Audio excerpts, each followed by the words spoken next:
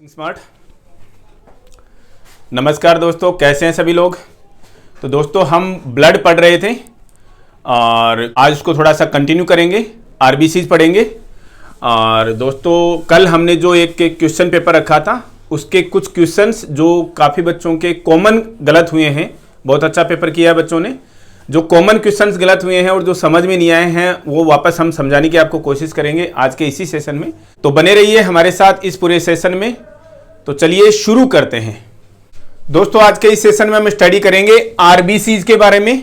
RBCs कौन सी sales हैं blood की? रेड ब्लड सेल्स हैं, नाम से ही पता है दोस्तों, रेड ब्लड सेल्स। इनका जो दूसरा नाम है वो है एरिथ्रोसाइट्स। दोस्तों यहां पर थोड़ा सा बीच में एक छोटी सी चीज डिस्कस करेंगे। DSSB अब की बार ANM और नर्सिंग ऑफिसर का कंबाइंड एग्जाम कंडक्ट कराने जा रही है। काफी बच्चों के क्वेरीज आ रही हैं कि ANM और नर्सिंग ऑफिसर का क्वेश्चन पेपर सेम होगा क्या? दोस्तों कुछ कह नहीं सकते, लेकिन 99.99% पॉसिबिलिटीज नहीं बनती कि ANM और नर्सिंग ऑफिसर का जो क्वेश्चन पेपर है वो इक्वल होगा। हां, कंबाइंड एग्जामिनेशन का मतलब है पोस्ट कोड जो है वो सेम आएंगे, एक ही एडवर्टाइजमेंट में पोस्टें आएंगी और एक ही साथ में एग्जाम कराया जा सकता है, जिसमें पार्ट 1 सेम रह सकता है और पार्ट 2 जो है वो अलग रह सकता है। और इससे ज्यादा कंबाइंड एग्जामिनेशन का हमें कोई मतलब ज्यादा नजर नहीं आता। स्टिल हमें इसके बारे में जो भी जानकारी आगे मिलती है हम आप लोगों के साथ में शेयर करेंगे। वैसे भी पार्ट 1 का जो एग्जाम है DSSB का, चाहे इंजीनियर के लिए हो, टीचर के लिए हो, दास के लिए हो, किसी भी एग्जाम के लिए हो, वो सेम ही पेपर होता है। सेम का मतलब उसका पैटर्न तो सेम ही है, क्वेश्चन सेम ही होते हैं, एक तरीके से क्वेश्चंस का बेस सेम होता है। तो इस बारे में हमें जैसे ही कोई और ज्यादा जानकारी मिलती है हम आप लोगों के साथ में जरूर शेयर करेंगे। बस आप लोग यहां पर पढ़ते रहिए, जो हम आपको पढ़ा रहे हैं पार्ट 1 स्पेशली दोस्तों आपका हम पक्का क्लियर करवाएंगे। आरबीसीज का दूसरा नाम क्या है दोस्तों? एरिथ्रोसाइट्स। अब सबसे बड़ी बात दोस्तों रिकॉल कीजिए कि ब्लड के अंदर क्या होता है? प्लाज्मा होता है और ब्लड की सेल्स होती हैं। तो ये प्लाज्मा जो है वो क्या है? 55% होता है, सेल्स जो है वो 45% होती हैं। इन सेल्स में से भी 99% सेल्स जो हैं वो आरबीसीज ही हैं। ये बात आपको अच्छे से पता होनी चाहिए। मतलब कि मान लीजिए टोटल 100 ब्लड सेल्स हैं तो उसमें से 99 आरबीसीज ही हैं, क्योंकि आरबीसीज का अगर हम नंबर यहां पर बताएं मेल्स में तो ये मिलियंस में होती हैं दोस्तों। तो यहां पर आपको आरबीसीज का नंबर हम यहीं पर डिस्कस कर लेते हैं। आरबीसीज का जो नंबर है वो 45 to 65 लाख पर क्यूबिक मिलीमीटर ब्लड होता है दोस्तों मेल्स में। फीमेल्स में दोस्तों 35 to 55 लाख पर क्यूबिक मिलीमीटर ऑफ ब्लड होता है। मिलियन क्या होता है दोस्तों? 1 मिलियन का मतलब क्या होता है? 1 मिलियन मीन्स 10 लाख। ये एग्जाम्स का क्वेश्चन है दोस्तों, DSSB के मैथमेटिक्स का जनरल क्वेश्चन है। 1 मिलियन के अंदर 10 लाख होते हैं, तो ये इसका मतलब ये मिलियंस में अगर हम देखें तो 4.5 to 6.5 मिलियन हो जाएगा, 3.5 to 5.5 मिलियन हो जाएगा पर cubic millimetre of blood. 99% red blood cells, 99% blood cells जो हैं वो क्या होती हैं? आरबीसीज ही होती हैं, ये पता होना चाहिए। आरबीसीज की बात कर रहे हैं तो आरबीसीज के अंदर एक सबसे इंपॉर्टेंट चीज होती है दोस्तों, क्या बोलते हैं जिसको हम? हीमोग्लोबिन। हीमोग्लोबिन पढ़ेंगे दोस्तों, सेपरेट पढ़ेंगे अभी हीमोग्लोबिन के बारे में। तीसरी बात आरबीसीज की एक कि ये क्या होती हैं? नॉन न्यूक्लिएटेड होती हैं। नॉन न्यूक्लिएटेड का मतलब इनके अंदर न्यूक्लियस प्रेजेंट नहीं होता। तो क्या इनमें कभी भी न्यूक्लियस प्रेजेंट नहीं होता क्या? जी नहीं दोस्तों, जब ये बोन मैरो में बनती है कौन? आरबीसी। सारी की सारी ब्लड सेल्स बोन मैरो के अंदर बनती है। जब बोन मैरो में बन रही होती है किससे? रिकॉल कीजिए, कल ही बताया हमने, प्लूरीपोटेंट सेल्स से बन रही होती है। प्लूरीपोटेंट स्टेम सेल से जब ये बन रही होती हैं उस समय में इनमें न्यूक्लियस प्रेजेंट होता है। लेकिन जब इनका डिफरेंशिएशन होता है, जब ये एक तरीके से डेवलप कर रही होती है, डिफरेंशिएट होती हैं, तो इस डिफरेंशिएशन के प्रोसेस के दौरान अपना न्यूक्लियस जो है वो लूज कर देती हैं, उसके न्यूक्लियस का लॉस हो जाता है और ये कैसी हो जाती है? नॉन न्यूक्लिएटेड हो जाती हैं। इसका कोई फायदा होता है क्या? जी कंप्लीटली फायदा है। जो इस तरीके की सेल थी कौन? आरबीसीज, वो न्यूक्लियस अपना लूज करके किस तरीके की हो जाती है दोस्तों? इस तरीके की हो जाती हैं, चपटी हो जाती हैं दोस्तों, सेंटर में से एकदम पतली हो जाती हैं। डिस्क शेप की हो जाती है, डिस्क शेप की हो जाती है, और इसे हम क्या बोलते हैं? बाइकॉनकेव। लेंसेज का नाम सुनते हो दोस्तों? कॉन्वेक्स लेंस और concave lens. This is convex. ऐसा दिख रहा है क्या आपको? जी नहीं, ये ऐसा दिख रहा है, तो मतलब इस तरीके का, और इसे हम बोलते हैं कॉनकेव लेंस या कॉनकेव मिरर जो आप पढ़ते हो। तो ये बाई कॉनकेव, दोनों साइड से, बाई का मतलब दोनों साइड से कॉनकेव हो जाती हैं। ये क्या है? आरबीसीज हैं। फायदा होता है क्या? जी, लुढ़क लुढ़क के चलती जाती हैं, और जो ये यहां से जो बीच में से एकदम पतली हो गई है, यहां से ऑक्सीजन कार्बन डाइऑक्साइड का जो ट्रांसपोर्ट है वो बहुत ही इजी हो जाता है इनके लिए। गैसेस एक्सचेंज जो है, गैसेज का एक्सचेंज होना इनके लिए, एक्सचेंज करना इनके लिए बहुत ज्यादा इजी हो जाता है। तो आप समझिएगा, जब बोन मेरो के अंदर आरबीसी बन रही थी तब उनके अंदर न्यूक्लियस होता है। किससे बन रही थी? प्लूरिपोटेंट स्टेम सेल से बन रही थी। जब इनका डिफरेंशिएशन हो रहा होता है तो न्यूक्लियस लूज कर देती हैं, और कैसी हो जाती है? चपटी हो जाती है, डिस्क शेप की हो जाती है, जो दोनों साइड से कॉनकेव होती है, इसलिए हम बाई कॉनकेव कहते हैं। फायदा हुआ क्या? लुढ़क लुढ़क के चलती रहती हैं, आराम से चलती रहती हैं। तीसरी चीज, इस सेंटर से, इनके सेंटर से गैसेस एक्सचेंज जो है वो बहुत ज्यादा इजी हो जाता है। आपसे कोई पूछे आरबीसीज का सबसे मेन काम क्या है दोस्तों? आरबीसीज किस शेप की है? इस शेप की है दोस्तों। ये ठीक से नहीं बना, ये बाइकॉनकेव शेप की है। तो आरबीसीज का नाम हमने क्या किस में लिया? गैसेस एक्सचेंज में लिया, गैसेज के एक्सचेंज में लिया। तो गैसेज के एक्सचेंज में सबसे ज्यादा ट्रांसपोर्ट ये किसका करती हैं? ऑक्सीजन का करती हैं। दूसरा किसका करती हैं? कार्बन डाइऑक्साइड का करती हैं। अपनी प्रीवियस सेशन को नोट कीजिएगा दोस्तों, रिकॉल कीजिएगा, कार्बन डाइऑक्साइड को किस फॉर्म में, कार्बन डाइऑक्साइड को कितना कैरी करती है? ये टोटल का केवल 10% कार्बन डाइऑक्साइड को कौन कैरी करती है? आरबीसीज। कैसे? हीमोग्लोबिन के साथ में आरबीसीज, ठीक है, हीमोग्लोबिन के साथ में। और उस कंपाउंड को क्या बोलते हैं? कार्बामिनो हीमोग्लोबिन, ठीक है। लेकिन maxima of oxygen, maxima of oxygen कैसे कैरी होती है? मैक्सिमा ऑफ ऑक्सीजन आरबीसीज के द्वारा ही कैरी होती है। कौन कैरी करता है? हीमोग्लोबिन कैरी करता है। हीमोग्लोबिन अभी इलेक्ट्रॉन डिस्कस करेंगे दोस्तों। हीमोग्लोबिन कैसे कैरी करता है? ऑक्सी हीमोग्लोबिन बना करके कैरी करता है। ये छोटी छोटी सी सिंपल सी बातें आरबीसीज के बारे में आपको दोस्तों पता होनी चाहिए। तो आरबीसीज का सबसे इंपॉर्टेंट काम गैसेज का ट्रांसपोर्टेशन, और गैसेज के ट्रांसपोर्टेशन में भी कौन सा? ऑक्सीजन का ट्रांसपोर्ट। और कौन करता है?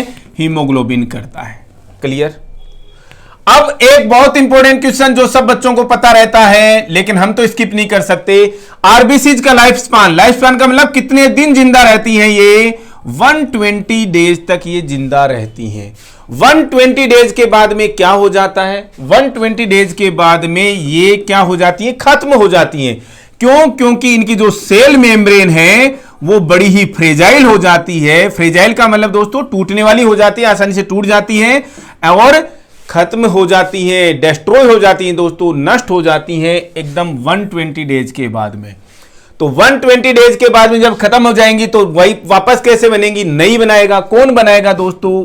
बोन मेरो बनाता है। कौन बनाएगा? बोन। यहां पर बार बार नाम आ रहा है दोस्तों एक हीमोग्लोबिन का। तो हीमोग्लोबिन की कंपोजिशन आप समझ लीजिए। हीमोग्लोबिन किससे बना हुआ है? हीम प्लस ग्लोबिन से बना हुआ है। किससे? हीम प्लस ग्लोबिन से। और हीम क्या है? आयरन वाला पार्ट यही है। केवल आयरन नहीं है, आयरन के अलावा भी बहुत कुछ है, लेकिन केवल आयरन वाला पार्ट कौन सा है? हीम है। ग्लोबिन क्या है दोस्तों? एक तरीके का प्रोटीन है। पता होनी चाहिए चीजें। Heme pertains to iron and globin pertains to a protein. RBCs को हम ऑक्सीजन के ट्रांसपोर्ट के लिए रिस्पॉन्सिबल ठहरा रहे थे, तो आरबीसीज में कौन करता है इसका ट्रांसपोर्टेशन? हीमोग्लोबिन ही करता है। अब ये हर एक हीमोग्लोबिन का जो मॉलिक्यूल है, आप एक मॉलिक्यूल का एग्जांपल लीजिए। यहां पर एक हीमोग्लोबिन के मॉलिक्यूल में कितना हीम होता है और कितना ग्लोबिन होता है, एग्जाम्स का बहुत इंपॉर्टेंट क्वेश्चन है। हमने क्या स्टडी किया दोस्तों? ये हीम से बना हुआ है और ग्लोबिन से बना हुआ है। एक हीमोग्लोबिन के मॉलिक्यूल के अंदर 4 यूनिट तो ही होती है किसकी? 4 यूनिट्स होती है किसकी? हीम की। और 4 यूनिट, यानी 4 यूनिट नहीं, उनको चेन बोलते हैं दोस्तों। 4 चेन्स होती हैं किसकी? ग्लोबिन की। यानी कि हीम की भी 4 यूनिट होती हैं, ग्लोबिन की भी 4 चेन होती हैं। और ग्लोबिन की ये 4 चेन कौन कौन सी होती हैं दोस्तों? Alpha and beta. 2 chain alpha की होती हैं और 2 चेन बीटा की होती हैं। बहुत इंपॉर्टेंट क्वेश्चन है दोस्तों। हीमोग्लोबिन मॉलिक्यूल में, एक हीमोग्लोबिन मॉलिक्यूल में ग्लोबिन की कितनी चेन होती हैं? 4 होती हैं। कैसे कैसे होती हैं? 2 अल्फा की चेन है और 2 बीटा ग्लोबिन की chain. 2 alpha globin, 2 beta globin, इस तरीके से चेन्स होती हैं और हीम के 4 यूनिट्स होती हैं। अब इस हीम को देखिए, हर एक यूनिट के अंदर, हर एक यूनिट के अंदर एक फेरस आयन होता है। यानी आप इसको ऐसे समझ लीजिए, एक आयरन का एटम होता है दोस्तों। आयरन और एटम में से डिफरेंस होता है, लेकिन हम इसको इजी समझाने के लिए आपको बता दें कि हर एक हीम की यूनिट के अंदर आयरन का एक क्या होता है दोस्तों? एक यूनिट होती है, या एक एटम होता है, या एक आयन होता है।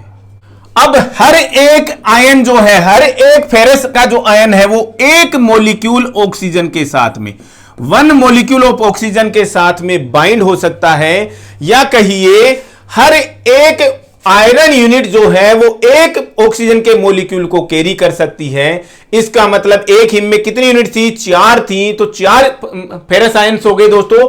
4 फेरस आयंस 4 हीमोग्लोबिन मॉलिक्यूल्स को कैरी करेंगे। तो इसका मतलब एक haemoglobin molecule, 1 mole of haemoglobin कितने ऑक्सीजन को? 4 ऑक्सीजन के मॉलिक्यूल्स को कैरी कर सकता है। एक हीमोग्लोबिन मॉलिक्यूल, सिंपल भाषा में समझिएगा दोस्तों। अब ये समझ में आया तो ठीक है, अदरवाइज अब से ये समझिएगा, हीमोग्लोबिन का एक मॉलिक्यूल 4 ऑक्सीजन मॉलिक्यूल्स को कैरी कर सकता है। कैसे?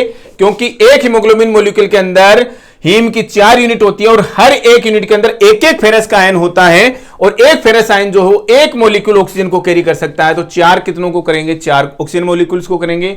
एक हीमोग्लोबिन मॉलिक्यूल 4 ऑक्सीजन मॉलिक्यूल्स को कैरी कर सकता है। हीमोग्लोबिन मॉलिक्यूल जो है वो ऑक्सीजन मॉलिक्यूल्स को कैरी करके, यानी कंबाइन करके, कैरी करके क्या, उनके साथ में कंपाउंडिंग करके, रिएक्शन करके क्या बनाता है? Oxy haemoglobin. नाम दिमाग में रखिएगा दोस्तों, ऑक्सी हीमोग्लोबिन।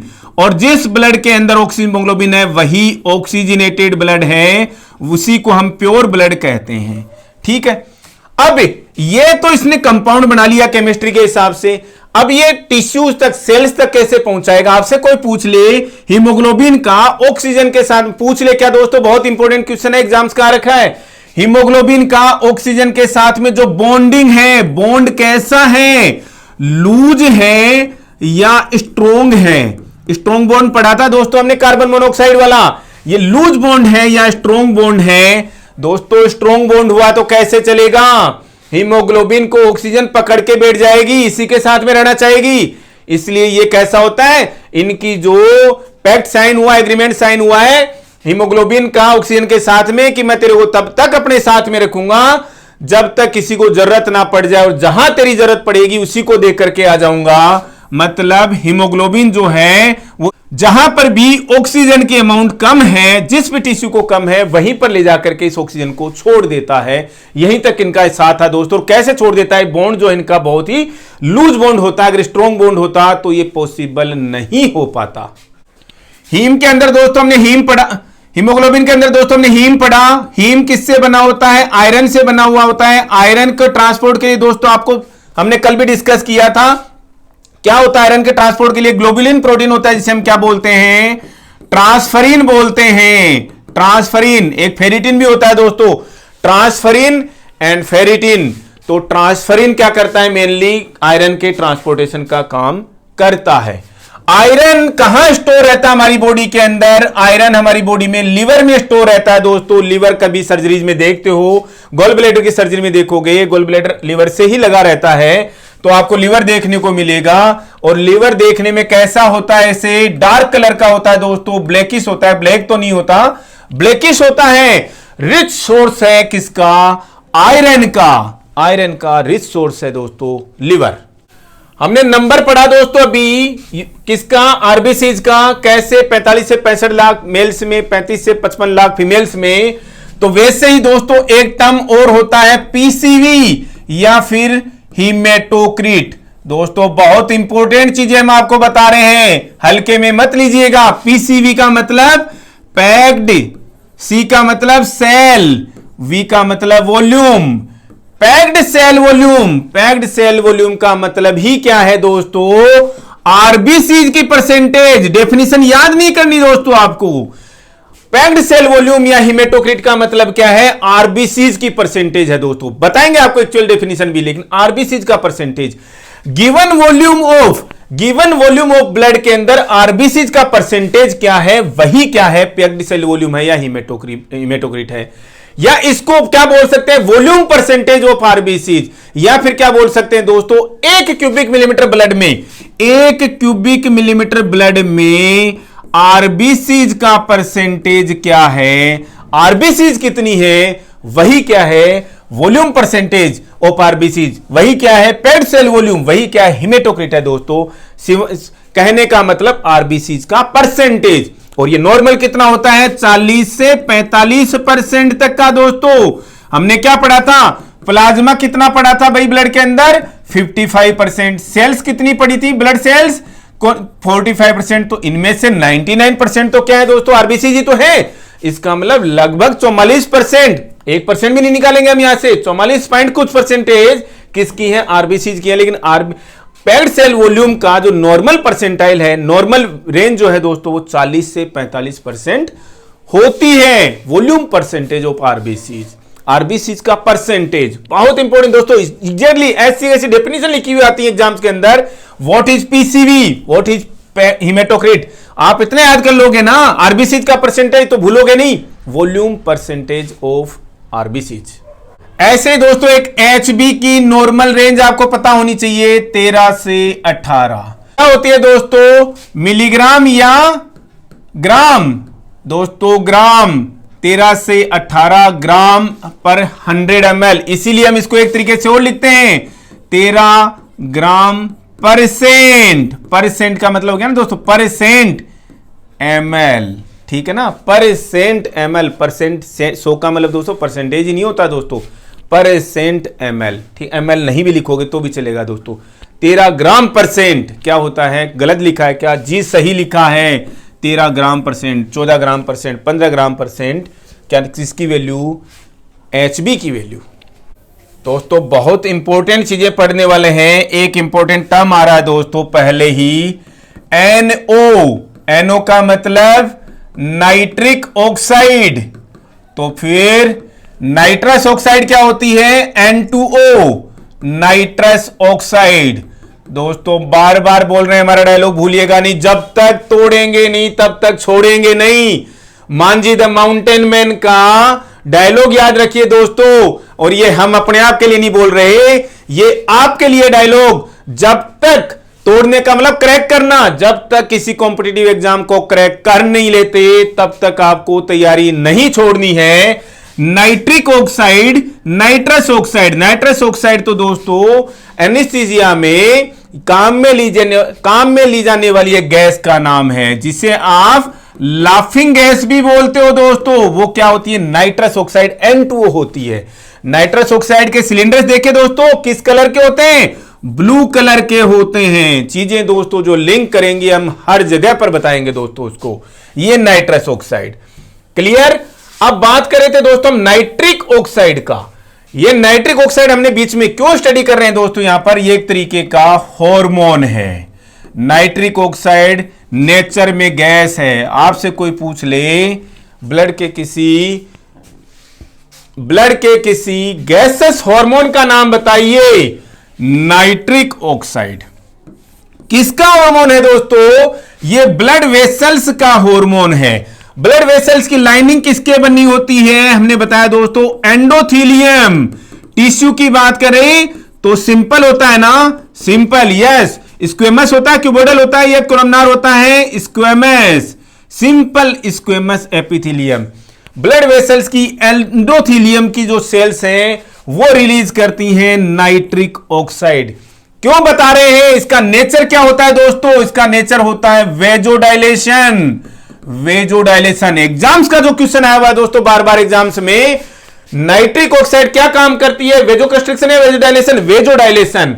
तो दूसरा दोस्तों एक चीज और पूछ ली जाती है, नाइट्रिक ऑक्साइड का फंक्शन क्या है? एंटी एंजाइनल, तो वो बोलेंगे नहीं एंटी एंजाइनल फंक्शन, आपसे पूछेंगे which of the following has an anti anginal function. कौन? नाइट्रिक ऑक्साइड हार्मोन है, गैसेस हार्मोन है, किसका? ब्लड वेसल्स की, एंडोथेलियम का, वेजोडाइलेशन का काम करता है, एंटी एंजाइनल फंक्शन हो गया दोस्तों। पढ़ेंगे अभी और भी। अब दोस्तों इधर उधर की रामायण चल रही है, मेन मुद्दे पर आते हैं। आरबीसीज का प्रोडक्शन कैसे होता है भाई? आरबीसीज का सिंथेसिस कैसे होता है? शुरू करते हैं कहां से? कहां बन रही है? बोन मेरो के अंदर। क्लियर है दोस्तों? कौन सा बोन मेरो, रेड या येलो? रेड बोन मेरो के अंदर। रिकॉल करते जाइएगा दोस्तों, हम अब नहीं वापस नहीं बताएंगे, आप बोलोगे सर वापस वही चीजें आप रिपीट करते जा रहे हो। रेड बोन मेरो कहां होता है? कौन कौन सी बोन के अंदर रेड ब्लड सेल जो ज्यादा बनती है, मतलब सारी की सारी ब्लड सेल जो है ज्यादा बनती है, आप रिकॉल कर लीजिएगा इन चीजों को। बोन मेरो और कौन सी सेल्स जो है वो इनको बनाती हैं, ये है आरबीसीज का प्रोडक्शन, आरबीसी जहां पर बनती है। अब आरबीसीज के प्रोडक्शन के लिए दोस्तों तीन चीजें हमें इंपॉर्टेंट चाहिए ही चाहिए। कौन कौन सी? आरबीसीज के प्रोडक्शन के लिए, आरबीसीज के सिंथेसिस के लिए तीन चीजें चाहिए दोस्तों। एक तो हीमोग्लोबिन जो है इसका एक बहुत ही इंपॉर्टेंट कंपोनेंट है। तो हीमोग्लोबिन के अंदर ग्लोबिन प्रोटीन, तो दोस्तों प्रोटीन तो बहुत है, हीम के अंदर क्या था? आयरन। तो आयरन चाहिए एक तो सबसे इंपॉर्टेंट। दूसरा क्या चाहिए? विटामिन B12 चाहिए। तीसरा क्या चाहिए दोस्तों? Folic acid. ये तीन चीजें आरबीसीज के सिंथेसिस के लिए, तीन चीजें आरबीसीज के सिंथेसिस के लिए बहुत ज्यादा इंपॉर्टेंट है। इनमें अब एक एड ऑन और हो जाएगा, वो क्यों? विटामिन B12 के एब्जॉर्प्शन के लिए, विटामिन B12 के एब्जॉर्प्शन के लिए एक फैक्टर चाहिए होता है जिसे हम बोलते हैं intrinsic factor, IF, intrinsic factor. दूसरा नाम भी है क्या दोस्तों? जी है। क्या नाम है दोस्तों IF का, इंट्रिंसिक फैक्टर का? स्टोमक की सेल्स बनाती हैं, इसलिए हम बोलते हैं इसको gastric intrinsic factor, GIF। Mobile के अंदर जो भेजते हो वो नहीं, मैसेजिंग में, व्हाट्सएप पे। Gastric intrinsic factor. और ये गैस्ट्रिक इंट्रिंसिक फैक्टर कहां से आता है भाई? स्टोमक की गैस्ट्रिक ग्लैंड्स, पढ़ेंगे दोस्तों गैस्ट्रिक ग्लैंड्स, और इनकी सेल्स होती हैं कौन सी? Parietal cells. वो बनाती हैं क्या? GIF। किस लिए डिस्कस कर रहे हैं? क्योंकि विटामिन B12 के एब्जॉर्प्शन के लिए बहुत ज्यादा जरूरी है। ये GIF विटामिन B12 के साथ में कॉम्प्लेक्स बना करके इसके एब्जॉर्प्शन में हेल्प करता है। GIF नहीं होगा, विटामिन B12 का एब्जॉर्प्शन नहीं हो पाएगा, उनका कॉम्प्लेक्स नहीं बन पाएगा। कॉम्प्लेक्स नहीं बनेगा तो विटामिन B12 का एब्जॉर्प्शन नहीं होगा, एब्जॉर्प्शन नहीं होगा तो आरबीसीज नहीं बनेंगी, आरबीसीज नहीं बनेंगी तो क्या होगा भाई? एनीमिया हो जाएगा। इनमें से ये दोनों विटामिन B12 और फोलिक एसिड दोनों के दोनों आरबीसीज के डीएनए के सिंथेसिस के लिए चाहिए। आयरन हमें HB के लिए चाहिए, तो फोलिक एसिड और विटामिन B12 आरबीसीज के डीएनए के सिंथेसिस के लिए हमें चाहिए। अब दोस्तों आरबीसीज का जो सिंथेसिस हो रहा है इसे हम क्या बोलते हैं? एरिथ्रोपोएसिस। नाम के साथ में कभी भी कोई दिक्कत नहीं होनी चाहिए। एरिथ्रोपोएसिस, एक नाम सुना था दोस्तों हमने कल ही, क्या? हीमोपोएसिस। वो किसको बोलते हैं भाई?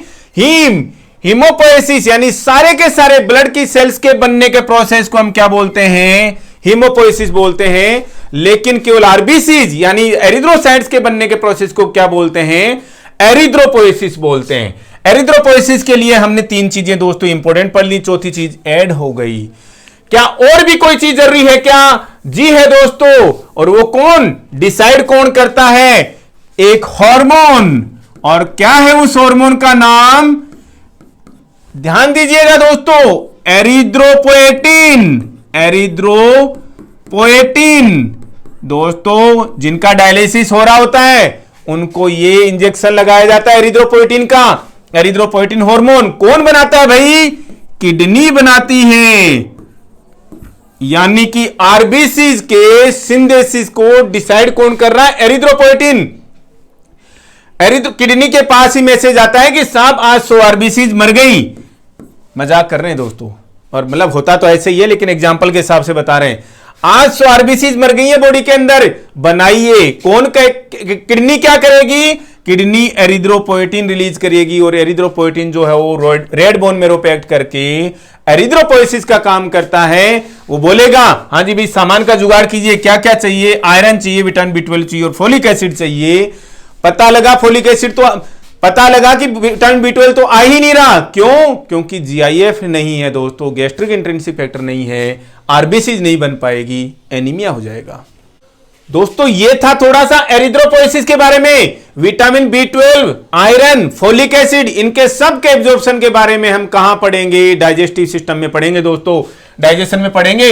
अब देखते हैं आरबीसी जो है वो ऑक्सीजन का ट्रांसपोर्ट हमने दोस्तों थोड़ा सा डिस्कस कर लिया ऑलरेडी, लेकिन थोड़ा सा और देख लेते हैं ऑक्सीजन ट्रांसपोर्ट में कैसे हेल्प करती हैं कौन? आरबीसीज। कौन करेगा ऑक्सीजन का ट्रांसपोर्ट? हीमोग्लोबिन। कैसे? ऑक्सी हीमोग्लोबिन बना करके। और जिस ब्लड के अंदर ये ऑक्सी हीमोग्लोबिन प्रेजेंट है वही ऑक्सीजनेटेड ब्लड है। ठीक है, ऑक्सीजनेटेड ब्लड किसके अंदर होता है भाई? आर्टरीज के अंदर होता है। किस में होता है? आर्टरीज में। कोई एक्सेप्शन है क्या आर्टरीज का जिसके अंदर ऑक्सीजनेटेड ब्लड नहीं है, यानी कि डीऑक्सीजनेटेड ब्लड है, ऑक्सीजन की कमी वाला? जी दोस्तों रिकॉल कीजिए, ये heart, right atrium, left atrium, right ventricle, left ventricle. दोस्तों इस राइट वेंट्रिकल से निकल के जो आर्टरी, इस पूरी बॉडी का जो डीऑक्सीजनेटेड ब्लड था उसको यहां से तक तो कोई प्यूरिफिकेशन हुआ ही नहीं ना, ऑक्सीजनेशन हुआ ही नहीं। राइट वेंट्रिकल से एक आर्टरी निकलती है, पल्मोनरी ट्रंक। कौन? Pulmonary trunk.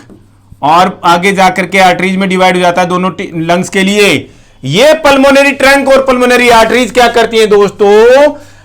Deoxygenated blood carry करती हैं। क्या करती हैं? डीऑक्सीजनेटेड ब्लड को कैरी करने का काम करती हैं। यह क्या एक्सेप्शन है दोस्तों आर्टरीज का? आर्टरीज दोस्तों, आर्टरीज की एक बड़ी खास बात और है, आर्टरीज सारी की सारी हार्ट से दूर जाती हैं, away from heart, away from heart. लेकिन इसका भी कोई एक्सेप्शन है क्या? जी नहीं, आर्टरी सारी की सारी हार्ट से दूर जाती है, कोई आर्टरी जो हार्ट की तरफ में नहीं आती दोस्तों, इसका कोई एक्सेप्शन नहीं है। आप बोलोगे सर हार्ट को ब्लड सप्लाई करने वाली कोरोनरी आर्टरीज तो हार्ट से निकल करके हार्ट की तरफ आ रही हैं दोस्तों, वो हार्ट से निकल करके हार्ट की तरफ आ रही हैं। अब ऐसा करोगे तो क्या कहें था वो? अब ऐसा तो करना ही पड़ेगा क्योंकि फिर हार्ट को भी तो ब्लड सप्लाई चाहिए ना। पढ़ेंगे दोस्तों कोरोनरी आर्टरीज के बारे में भी, लेकिन एक बार तो हार्ट से दूर ही जा रही थी, वापस मुड़ करके आ गई, कोई बात नहीं। तो आर्टरी जो है, ऐसी आर्टरी जो कि इंप्योर, जो कि डीऑक्सीजनेटेड ब्लड कैरी करती हैं, कौन है? Pulmonary arteries. ऐसा ब्लड जिसके अंदर ऑक्सीजन की कमी है दोस्तों, उसे हम बोलेंगे डीऑक्सीजनेटेड ब्लड। और डीऑक्सीजनेटेड ब्लड किसके अंदर होता है? हमेशा वेन्स के अंदर होता है। तो क्या कोई ऐसी वेन्स भी है क्या जिनके अंदर ऑक्सीजनेटेड ब्लड है? जी, वही पल्मोनरी वेन्स जो कि लंग्स से लेकर के दोस्तों कहां पर आएंगी? वापस हार्ट को आएंगी, राइट एट्रियम को आएंगी। राइट एट्रियम को जो ब्लड लेकर के आएंगी वो कौन होती है दोस्तों? वेन्स होती हैं, पल्मोनरी वेन्स होती हैं, लेकिन ऑक्सीजनेटेड ब्लड होता है उनके अंदर, एक्सेप्शन है। लेकिन सारी की सारी वेन्स जो वो हार्ट की तरफ आती हैं, इसका कोई एक्सेप्शन नहीं है। अब दोस्तों आज के सेशन में हम एक बहुत इंपॉर्टेंट चीज डिस्कस करने वाले हैं, आरबीसीज का डिस्ट्रक्शन। आरबीसीज खत्म होती हैं दोस्तों, हमने बताया 120 डेज का इनका लाइफ स्पान होता है, उसके बाद में इनकी सेल मेम्ब्रेन जो है बॉडी फ्रेजाइल हो जाती है, उनको खत्म हो जाती हैं। तो आरबीसीज का जब डिस्ट्रक्शन होता है उस प्रोसेस को हम क्या बोलते हैं? आरबीसीज के मरने के प्रोसेस को हम क्या बोलते हैं? एक तो ये चीज दिमाग में रहना चाहिए, हीमोलाइसिस। क्या बोलते हैं? हीमोलाइसिस। यानी कि ब्लड के अंदर दोस्तों, इनको एरिथ्रोलाइसिस क्यों नहीं बोल देते? जब हीमोपोइसिस बोला हमने सबको और इसको केवल एरिथ्रोपोइसिस बोला, तो इसको एरिथ्रोलाइसिस क्यों नहीं बोल देते दोस्तों? आरबीसीज ही सबसे ज्यादा हैं, इसलिए हम आरबीसीज के डिस्ट्रक्शन के प्रोसेस को हम क्या बोलते हैं? हीमोलाइसिस बोलते हैं। यानी कि आरबीसीज का डिस्ट्रॉय होना हीमोलाइसिस है। कौन करता है इनको डिस्ट्रॉय? कैसे हो जाती है दोस्तों डिस्ट्रॉय? हमारी ब्लड की सेल्स ही इनको डिस्ट्रॉय करती हैं। एक तरीके की डब्ल्यूबीसीज होती हैं दोस्तों, वो इनको डिस्ट्रॉय करती हैं। और वो डब्ल्यूबीसीज में पढ़ेंगे दोस्तों, कौन होती हैं वो? नाम उनको बोलते हैं दोस्तों, बार बार दोस्तों हमने प्रीवियस लेक्चर्स में आपको बताया भी है, पहले के लेक्चर्स में जो हमारे केवल स्क्रीन रिकॉर्ड है, reticulo endothelial cells, reticulo endothelial cells, reticulo endothelial system का नाम सुना होगा दोस्तों। रेटिकुलो एंडोथीलियल सेल्स ये इनके डिस्ट्रक्शन के लिए रिस्पॉन्सिबल हैं। ये रेटिकुलो एंडोथीलियल सेल्स सबसे ज्यादा कहां पर यानी होती है और कहां इनको डिस्ट्रॉय करती हैं दोस्तों? एक तो स्प्लीन, स्प्लीन, स्प्लीन को दोस्तों इसीलिए क्या कहते हैं? ग्रेवयार्ड ऑफ आरबीसीज बोलते हैं दोस्तों, कब्रिस्तान है आरबीसीज का स्प्लीन। इसके अलावा और कौन करता है दोस्तों? लीवर भी करता है। इंपॉर्टेंट क्वेश्चन आता है, स्प्लीन से भी ज्यादा इंपॉर्टेंट, स्प्लीन तो इसकी ग्रेवयार्ड है। लीवर के अंदर कौन सी सेल्स होती हैं दोस्तों? जो रेटिकुलो एंडोथेलियल सेल्स लीवर की हैं उन्हें हम क्या बोलते हैं? कुफर सेल्स बोलते हैं। क्या बोलते हैं? कुफर सेल्स। पढ़ेंगे दोस्तों इनको भी, कुफर सेल्स, लीवर की कुफर सेल्स आरबीसीज के डिस्ट्रक्शन में हेल्प करती हैं। क्या कहते हैं इसे?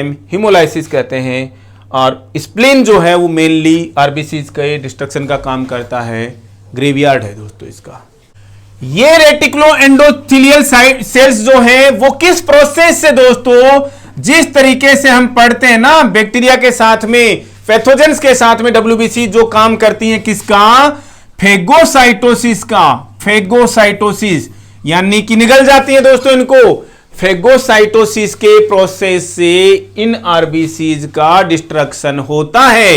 इन आरबीसीज का डिस्ट्रक्शन किस प्रोसेस से होता है? जब इनकी सेल मेम्ब्रेन फ्रेजाइल हो जाती है, मरने वाली हो जाती है, अब हम और जिंदा नहीं रहेंगी, तो ये रेटिकुलो एंडोथेलियल सेल्स आती हैं, एक तरीके की डब्ल्यूबीसीज हैं और फेगोसाइटोसिस के प्रोसेस के द्वारा इन्हें खा जाती हैं।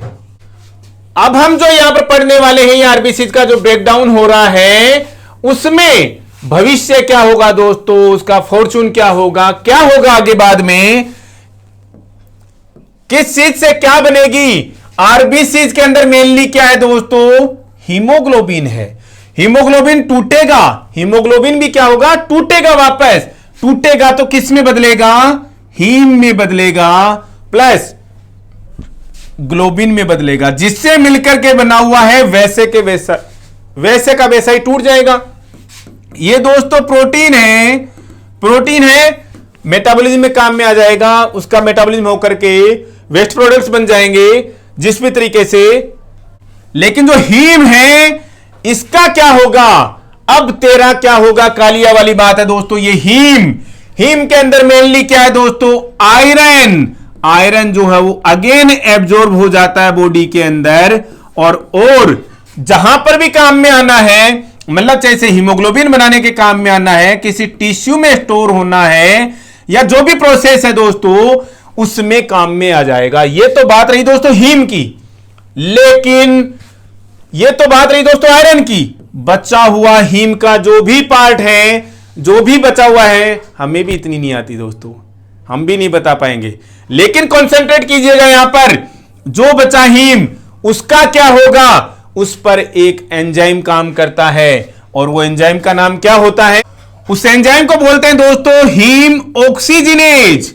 हीम ऑक्सीजिनेज, ऑक्सीजिनेशन करता है दोस्तों इसका कौन? ये एंजाइम, किसका? हीम का। और क्या बनाता है? बिलीवर्डिन बनाता है। क्या बनाएगा दोस्तों? बिलीवर्डिन। देखते जाइएगा दोस्तों, एग्जाम्स के बहुत इंपॉर्टेंट क्वेश्चंस आपको यहां से देखने को मिलेंगे। हीम का जो आयरन पार्ट है वो अगेन बॉडी के अंदर एब्जॉर्ब हो जाता है, जहां पर भी काम में लेना है। और ये हीम कहां से आता है दोस्तों? जो हम प्रोसेस बता रहे हैं 75% तो इन आरबीसीज के डिस्ट्रक्शन से ही है। कुछ एक हीम वहां से आता है जहां पर एरिथ्रोपोइसिस हो रहा था और नहीं बन पाया आरबीसी, वहां से आता है कुछ टिश्यू के स्टोर का। तो ये जो भी हीम है उसका हम फोरकास्ट आपको बता रहे हैं, बिलीरुबिन बनने का प्रोसेस बता रहे हैं हीम के बचे हुए पार्ट पर। आयरन के बाद में बचे हुए पार्ट को हीम ऑक्सीजनेज जो है वो एक्ट करके बिलीवर्डिन बना देता है। क्लियर? इस बिलीवर्डिन पर एक एंजाइम काम करेगा दोस्तों, और इसको रिड्यूस करने का काम करता है, और उसका नाम है इसी के नाम से, जैसे हीम ऑक्सीजनेज था, हीम ऑक्सीजनेज, वैसे ही बिलीवर्डिन रिडक्टेज। क्या नाम है दोस्तों एंजाइम का? Biliverdin reductase. और किस में बदल देता है इसको? बिलीरुबिन में बदल देता है। किस में बदल देता है दोस्तों? बिलीरुबिन में। लेकिन आप दो तरीके के बिलीरुबिन पढ़ते हो, अनकॉन्जुगेटेड और कॉन्जुगेटेड बिलीरुबिन। कौन सा है यह बिलीरुबिन? जो बिलीवर्डिन से बना है, बिलीवर्डिन रिडक्टेज के एक्ट के बाद में, एक्शन के बाद में जो बिलीरुबिन बना है दोस्तों, वो बिलीरुबिन होता है अनकॉन्जुगेटेड। नाम बताएंगे, मतलब समझाएंगे दोस्तों हम आपको। अनकॉन्जुगेटेड का मतलब होता है दोस्तों इनडायरेक्ट। ये भी बताएंगे कि इसको इनडायरेक्ट क्यों बोलते हैं।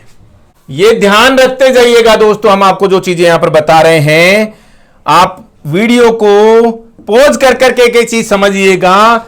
हीम पर हीम ऑक्सीजनेज ने काम किया तो बिलीवर्डिन बना, बिलीवर्डिन पर बिलीवर्डिन रिडक्टेज ने काम किया तो बिलीरुबिन बना। किस तरीके का बिलीरुबिन? अनकॉन्जुगेटेड या इनडायरेक्ट बिलीरुबिन। अब ये अनकॉन्जुगेटेड या इनडायरेक्ट बिलीरुबिन क्या होता है, तो आप इसको ये समझिएगा दोस्तों। इनडायरेक्ट का मतलब है ये बॉडी से डायरेक्टली बाहर नहीं जाएगा, बॉडी से डायरेक्टली इसी फॉर्म में एक्सक्रेट नहीं हो पाएगा। समझ पा रहे हो दोस्तों आप? ये बॉडी से इसी फॉर्म में बाहर नहीं जा पाता। जहां पर दूसरी चीज और बता दें, ये पानी के अंदर इनसोल्यूबल होता है, पानी के अंदर नहीं घुलता। तो किसके अंदर घुलता है? फैट के अंदर घुलता है। इसको कैरी करने के लिए, इसको कैरी करने के लिए बॉडी से बाहर नहीं जा सकता। इसको कैरी करने के लिए किसी प्रोटीन मॉलिक्यूल की जरूरत पड़ती है, और वो प्रोटीन मॉलिक्यूल्स कौन होते हैं दोस्तों? एल्बुमिन जो है वो इसको कैरी करने का काम करता है। चीजें वापस रिकॉल कीजिए दोस्तों। जो ये बिलीरुबिन बना है बिलीवर्डिन से, बहुत इंपॉर्टेंट चीजें बता रहे हैं दोस्तों आपको हम। एग्जाम्स के अंदर अक्सर पूछी जाती हैं। ये बिलीरुबिन किस तरीके का बिलीरुबिन है? अनकॉन्जुगेटेड है। Unconjugated means indirect. इनडायरेक्ट का मतलब डायरेक्टली बॉडी से एक्सक्रेट नहीं होता, समझिएगा इतना। और जो इनडायरेक्ट बिलीरुबिन है वो इनसोल्यूबल होता है, यानी किसमें? पानी में। पानी में सोल्यूबल नहीं होता, फैट के अंदर सोल्यूबल होता है। वो चीज दिमाग में रखने की जरूरत नहीं है। और ये ब्लड स्ट्रीम में कैरी भी, ऐसे कैरी भी नहीं होता। कौन करता है? कोई प्रोटीन मॉलिक्यूल आकर के इसको कैरी करता है। अब चीज दिमाग में रखिएगा।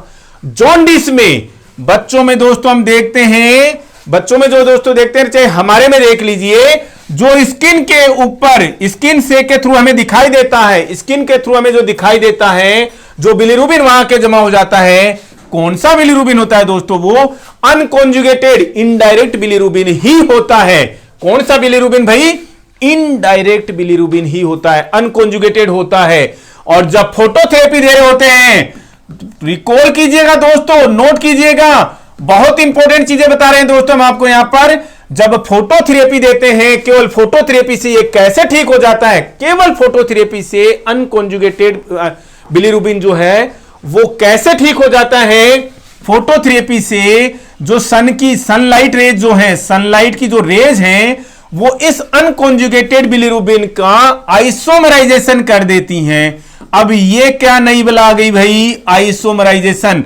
आइसोमर यानी आइसोमर बना देती है, दूसरा मॉलिक्यूल बनाती है इसी के तरीके का, इसी के तरीके का दूसरा मॉलिक्यूल बना देती हैं। और क्या होता है दोस्तों? लुमिरुबिन। सही लिख रहा हूं क्या दोस्तों? बताइएगा। लुमिरुबिन, इस अनकॉन्जुगेटेड बिलीरुबिन को लुमिरुबिन में कन्वर्ट कर देती है और यूरिन के थ्रू बाहर निकाल देती हैं। और यूरिन के थ्रू बॉडी से बाहर निकाल दिया जाता है। किसको? बिलीरुबिन को। किस फॉर्म में? लिमिरुबिन की फॉर्म में। रिकॉल कीजिएगा दोस्तों, बिलीरुबिन कैसा बना? Unconjugated indirect. किससे? बिलीवर्डिन से, बिलीवर्डिन रिडक्टेज के एंजाइम के एक्शन से। कैसा होता है? इनडायरेक्ट होता है, सोल्यूबल नहीं होता पानी के अंदर, प्रोटीन मॉलिक्यूल की जरूरत होती है, बॉडी से डायरेक्टली बाहर नहीं निकल पाता। बच्चों में जब जॉन्डिस होता है तो दोस्तों स्किन पर जो हमें क्लियर कट नजर आता है, फोटोथेरेपी का एक्शन क्या होता है? अनकॉन्जुगेटेड बिलीरुबिन को लाइट रेज जो है, सनलाइट रेज जो है, वो आइसोमराइजेशन के प्रोसेस से लुमिरुबिन में बदल देती हैं। और इस लुमिरुबिन को किडनीज जो हैं वो यूरिन के साथ में बॉडी से बाहर निकाल देती हैं। यही है दोस्तों अनकॉन्जुगेटेड बिलीरुबिन। ये अनकॉन्जुगेटेड बिलीरुबिन दोस्तों। अब इसका कॉन्जुगेशन कौन करता है? बिलीरुबिन का कॉन्जुगेशन कौन करता है? एग्जाम्स का क्वेश्चन है। बिलीरुबिन का कॉन्जुगेशन कौन करेगा? लिवर करेगा। कैसे करेगा दोस्तों? हम इसमें चांस नहीं ले सकते। चांस नहीं ले सकते। और कैसे करेगा, कौन अगेन कोई एंजाइम काम करेगा लीवर का, और एंजाइम का क्या नाम है दोस्तों, याद रखिएगा पहले तो ट्रांसफरेज। ट्रांसफरेज पूरा एंजाइम नहीं है दोस्तों, ट्रांसफरेज बहुत सारे एंजाइम्स होते हैं। कौन सा ट्रांसफरेज, ग्लूकुरोनिल, ऐसे ही याद की जाती है दोस्तों, हम तो थोड़े से कमजोर टीचर हैं दोस्तों। ग्लूकुरोनिल ट्रांसफरेज एंजाइम जो है वो लीवर का एंजाइम है, वो इस अनकॉन्जुगेटेड बिलीरुबिन पे काम करके इसको क्या कर देता है दोस्तों, कॉन्जुगेटेड बिलीरुबिन में बदल देता है। अब ये ग्लूकुरोनिल ट्रांसफरेज जो है इसका नाम यहां पर कैसे आया दोस्तों, अनकॉन्जुगेटेड बिलीरुबिन के साथ में कौन मिलता है, कौन एक्ट करता है एक साथ में, और अनकॉन्जुगेटेड बिलीरुबिन और साथ में ग्लूकुरोनिक एसिड। ग्लूकुरोनिक एसिड जो है इन दोनों पे एक्ट करता है कौन, ये ग्लूकुरोनिल ट्रांसफरेज एंजाइम। कहां पर, लीवर के अंदर, और किस में बदल दिया, कॉन्जुगेटेड बिलीरुबिन में बदल दिया।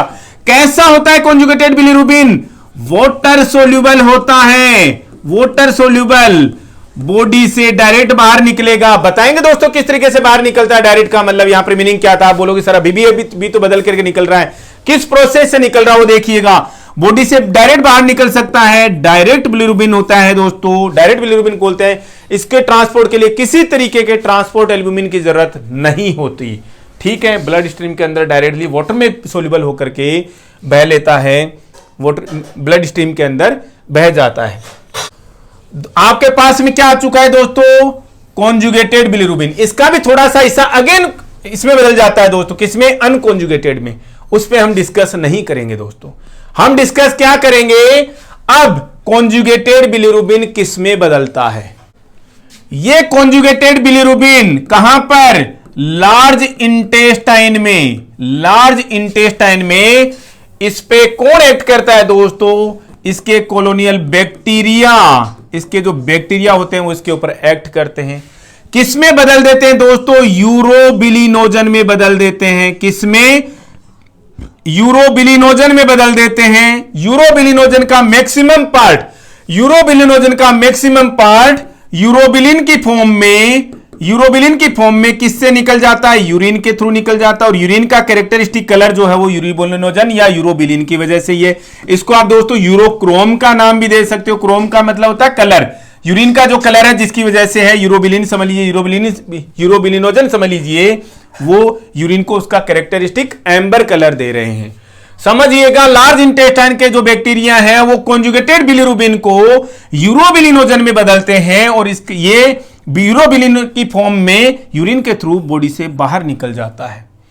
इस यूरोबिलिनोजन का ही कुछ पार्ट फीसेज के थ्रू बॉडी से बाहर निकल जाता है, लेकिन किस फॉर्म में, यूरोबिलिनोजन नहीं, यूरोबिलिनोजन का जो पार्ट यूरिन के थ्रू बाहर जा रहा है वो यूरोबिलिन है, और फीसेज के थ्रू जो बाहर जा रहा है उसे हम बोलते हैं स्टर्कोबिलिन। स्टर्कोबिलिन एग्जाम्स का अगेन बहुत इंपॉर्टेंट क्वेश्चन, स्टूल्स का कैरेक्टरिस्टिक कलर किसकी वजह से, स्टर्कोबिलिन की वजह से। फीसेज का कैरेक्टरिस्टिक कलर किसकी वजह से, स्टर्कोबिलिन की वजह से। यह सारा का सारा प्रोसेस दोस्तों आपको समझ में आना चाहिए। यह भविष्य है हीम का। आपसे कोई पूछे कि आरबीसी के डिस्ट्रक्शन के बाद में हीमोग्लोबिन का भविष्य क्या होता है, हीमोग्लोबिन का क्या होता है, पता होना चाहिए दोस्तों आपको।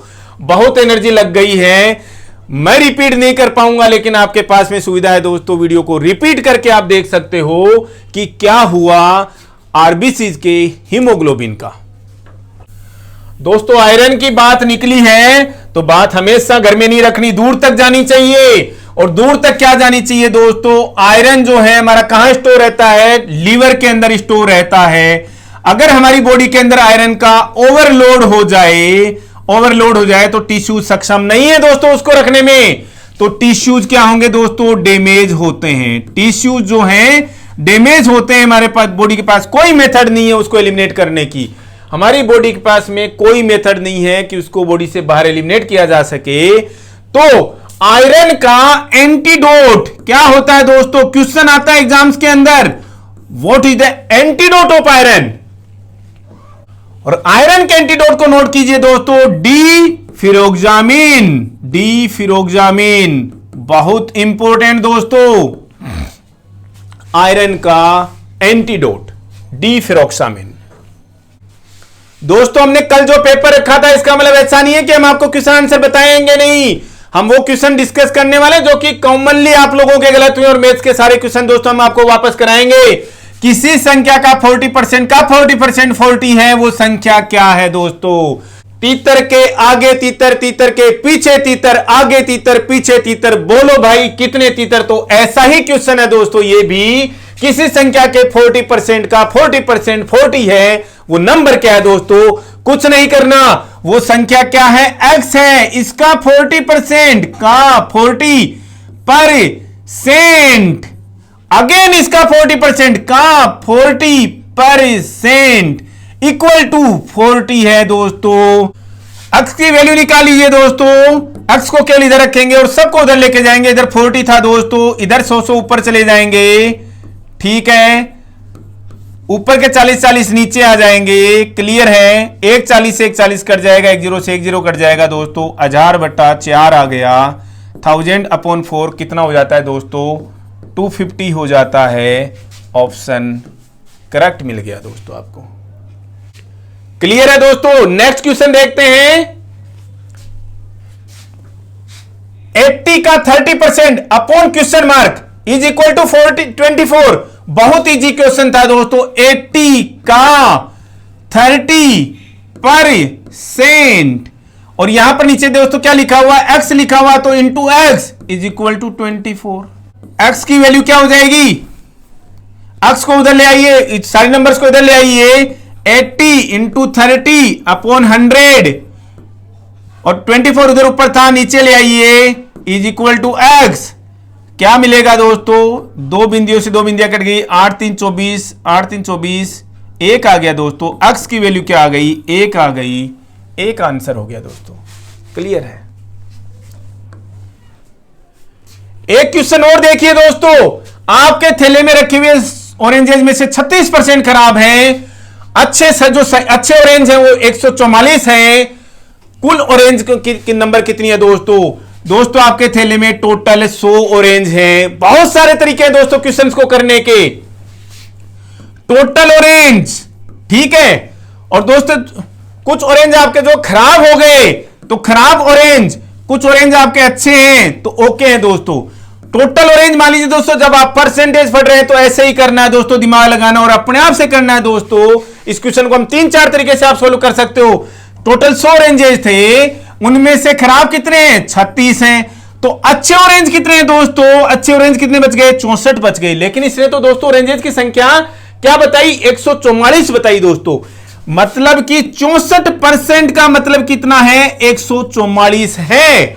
इसका मतलब ये होगा ना दोस्तों, 64% ऑरेंज अच्छे थे और इसने नंबर बताई 64% ऑरेंजेस का नंबर क्या है दोस्तों? 144। अब आप इसके फार्मूले बनाइएगा अपने आप से। हम दोस्तों थोड़ा इजी करके बता रहे हैं, थोड़ा सा लेंथी हल्का हो जाएगा, लेकिन आपके दिमाग के हिसाब से बहुत इजी हो जाएगा। 1% का मतलब क्या हो गया भाई? 144/64।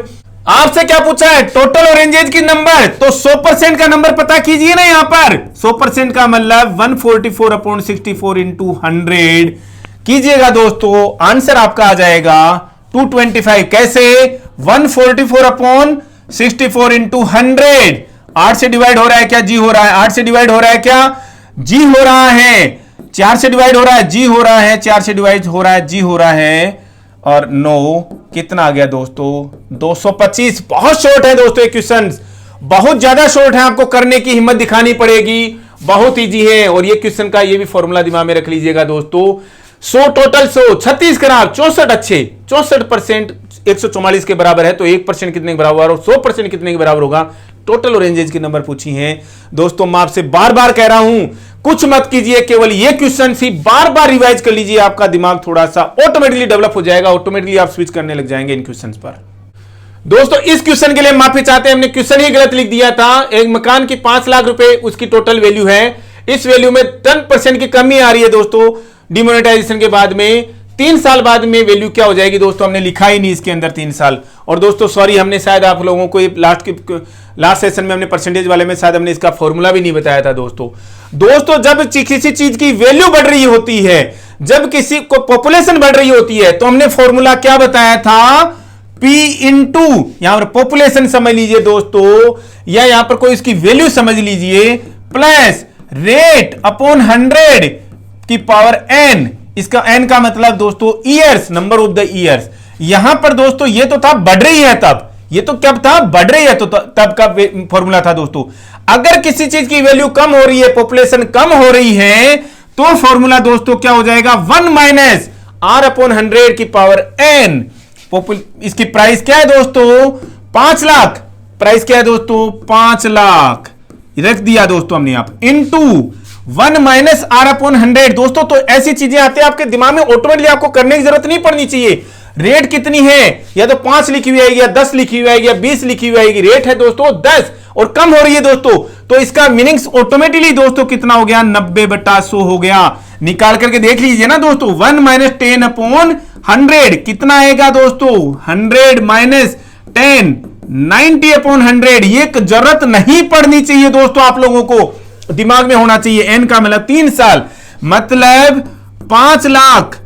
इसको मल्टीप्लाई कीजिए 90/100, 90/100, 90/100 से दोस्तों क्या करेंगे, 1 2 3 1 2 3 1 2 3 1 2 3।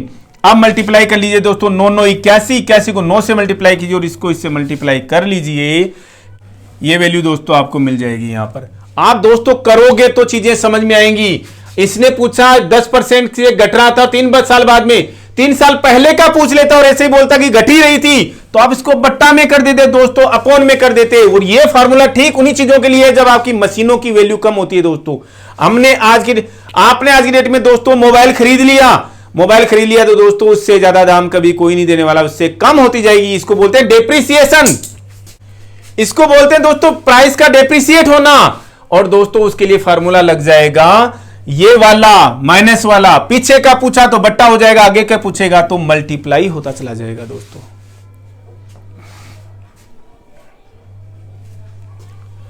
एक ये जो क्वेश्चन था दोस्तों, हमें थोड़ी सी खुशी नहीं हुई कि काफी बच्चों ने इसको गलत किया। Find the odd one out, peritoneum, pericardium, pleura, periosteum.